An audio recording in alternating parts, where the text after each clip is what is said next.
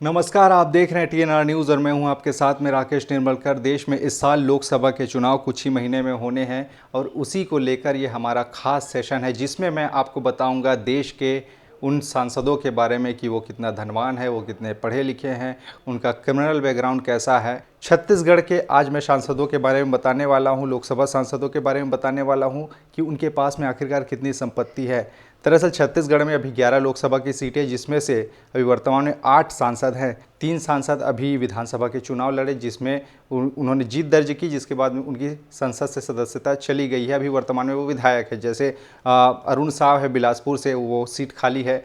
सरगुजा से रेणुका सिंह सांसद थी, अब वो विधायक हैं तो वहाँ भी अभी रिक्त है। और रायगढ़ से गोमती साय सांसद थी, अभी वो विधायक हैं तो वहाँ भी रिक्त है। यानी 3 जो लोकसभा के क्षेत्र हैं अभी खाली हैं, उसमें अभी चुनाव होंगे।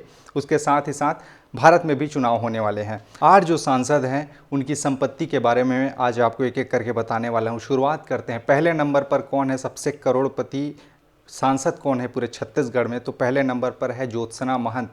ये कोरबा लोकसभा क्षेत्र से वर्तमान में सांसद हैं। ये डॉक्टर चरणदास महंत की धर्मपत्नी है, कांग्रेस पार्टी की ये सांसद हैं कोरबा लोकसभा क्षेत्र से। इन्होंने जो कुल संपत्ति बताई है 2019 के लोकसभा चुनाव में, उसके हिसाब से इनके पास 15,06,39,697 रुपये की कुल संपत्ति है। अभी हो सकता है बढ़ जाए। वहीं इस लिस्ट में दूसरे नंबर पर है सुनील सोनी। ये रायपुर लोकसभा क्षेत्र से सांसद हैं भारतीय जनता पार्टी के। इन्होंने जो ब्यौरा दिया था चुनाव के समय में 2019 में, इन्होंने बताया था कि इनके पास 4,60,68,126 रुपये की कुल संपत्ति है। अब चुनाव और होने वाले हैं और ऐसे में अगर इनको टिकट मिलता है तो ये देखना दिलचस्प होगा कि इनकी संपत्ति आखिरकार कितनी बढ़ती है या फिर घटती है। तीसरे नंबर पर कौन है? तीसरे नंबर पर है विजय बघेल। ये भी भारतीय जनता पार्टी के सांसद हैं, दुर्ग लोकसभा क्षेत्र से।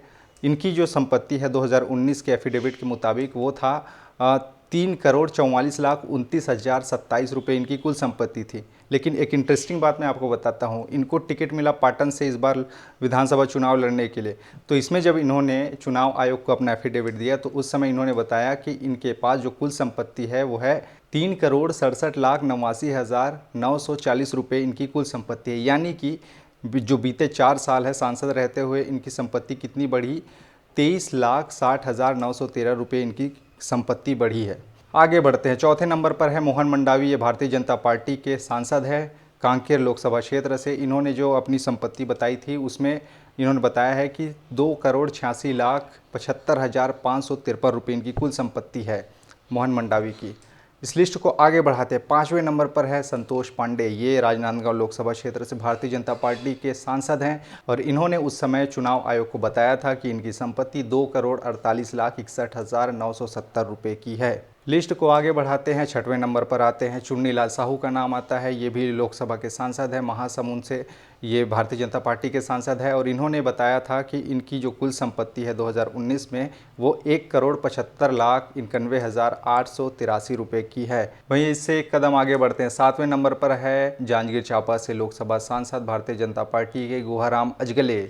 इन्होंने 2019 में कितनी अपनी संपत्ति बताई थी उसे पहले जान लीजिए। इन्होंने बताया था कि 1,84,0837 रुपये की इनके पास में कुल संपत्ति है। अब फिर चुनाव हो रहा है, हो सकता है इनकी संपत्ति फिर बढ़ जाए, बताएंगे इसको भी। इस लिस्ट को आगे बढ़ाते हैं। 8वें नंबर पर है दीपक बैज का नाम। ये बस्तर लोकसभा क्षेत्र से सांसद है कांग्रेस पार्टी के और इन्होंने बताया था 2019 में चुनाव आयोग को कि इनके पास कुल संपत्ति 77,21,293 रुपये की है। लेकिन एक दिलचस्प बात मैं आपको बताता हूँ, इन्होंने भी चुनाव लड़ा अभी 2023 में विधानसभा का। बस्तर के चित्रकूट विधानसभा क्षेत्र से इन्होंने चुनाव लड़ा और उस समय इन्होंने अपने हलफनामे में बताया था कि इनकी कुल संपत्ति 2,06,57,322 रुपये है। यानी सांसद रहते रहते दीपक बैज की संपत्ति 1,29,36,029 रुपये की बढ़ोतरी हुई है। यानी ये तो मैंने आपको बताई जो 8 वर्तमान में सांसद हैं छत्तीसगढ़ के, उनकी संपत्ति के बारे में। आगे भी मैं आपको इनके एजुकेशन से रिलेटेड जानकारी दूंगा। बने रहिए टीएनआर न्यूज़ के साथ।